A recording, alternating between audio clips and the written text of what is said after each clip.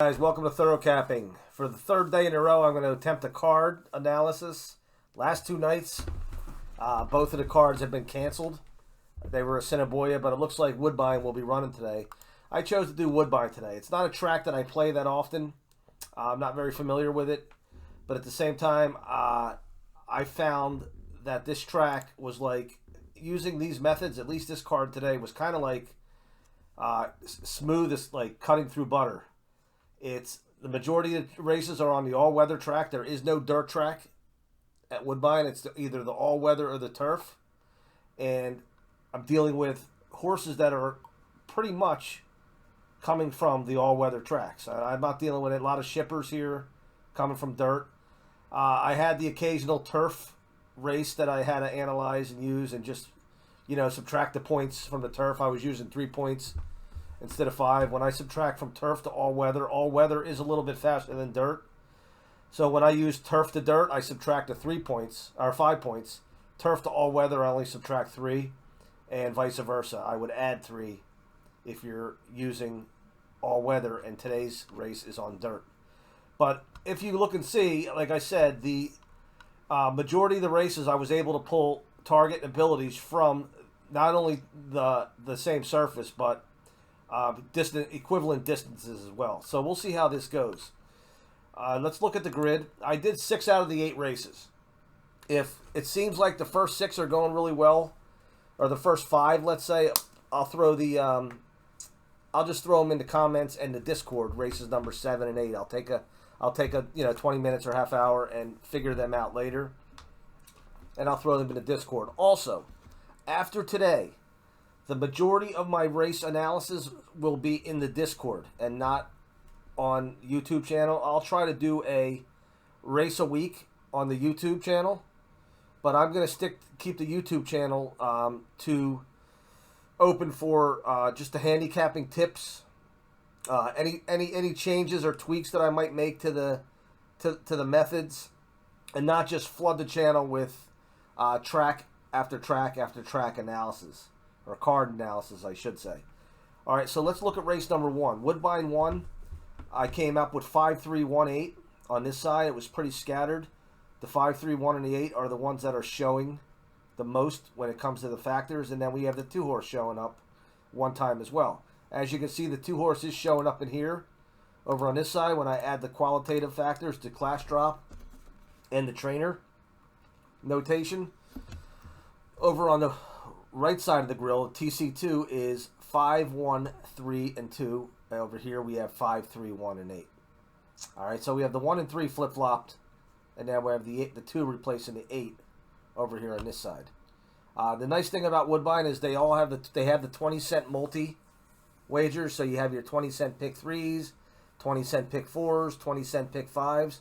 The only one that's $1 is the doubles. Okay, they do not have 20-cent doubles, which is good because the pools would be so watered down with a 20-cent double.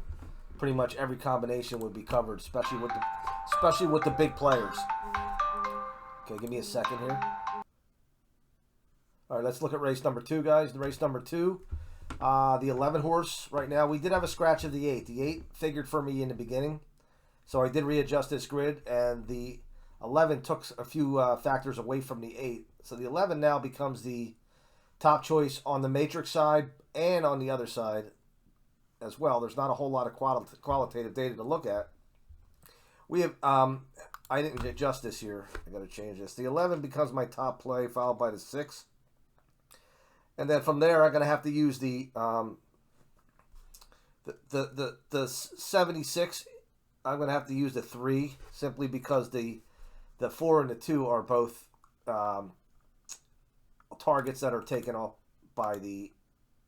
They share this rating with 4 other horses. I mean, it doesn't mean anything, but I'm going to go with the 3, and then I'm going to go with the rating as the separator and make the 2. So it's going to be 11, 6, 3, 2 on this side, and on this side I got to change this again. It's also going to be 11. I'm going to put the 11. I'm going to put the 2 in second, or the 3 in second because of the rating.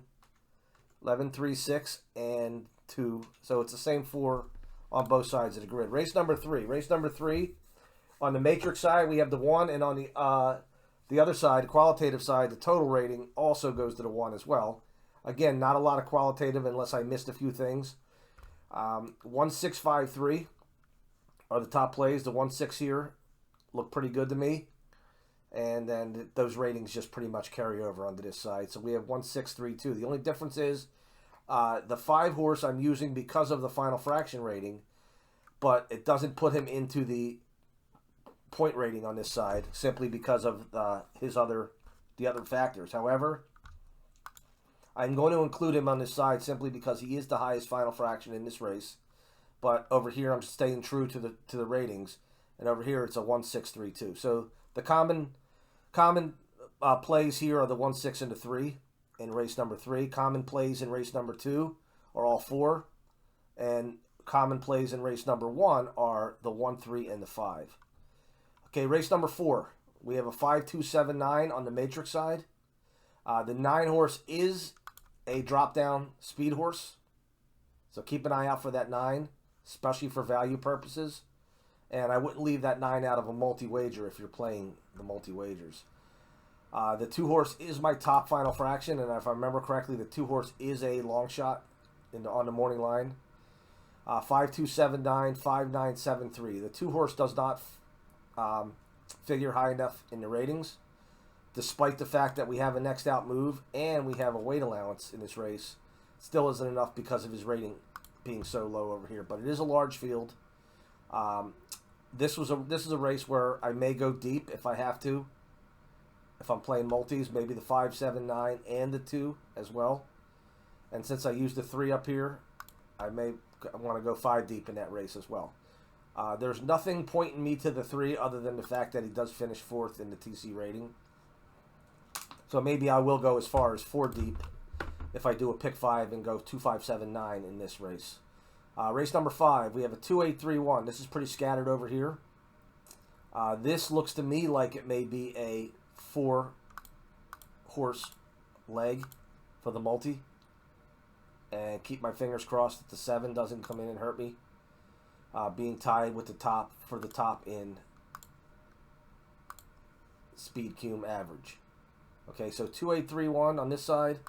And on this side of the grid, we have the 8 finishing on top. It's an 8, 3, 2, 1. So same 4.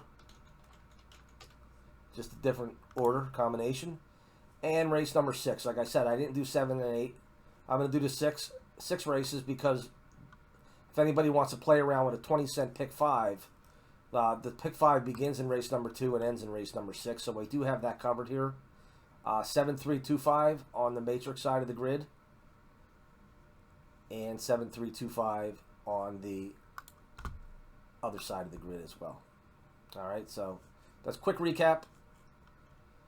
Quick analysis, and we'll see how things go at Woodbine Thoroughbred.